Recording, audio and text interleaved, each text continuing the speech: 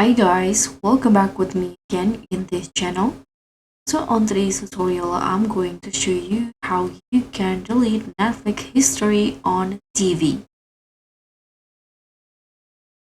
So if your Netflix recommendations completely broken or suggesting things that you hate, you need to delete your viewing history, but watch out because you can actually delete history using the Netflix app on your TV, Roku or PS5.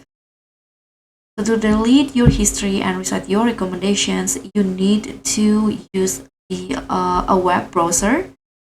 So you can use it on your phone, a tablet, or PC like I do in here to access these features because it is not available on the TV app.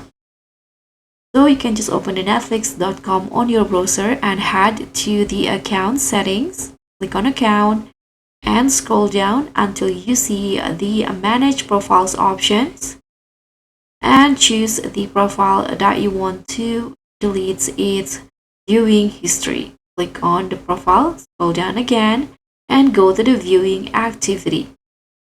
Now what you need to do in here is just click on this circle icon in the titles that you want to delete.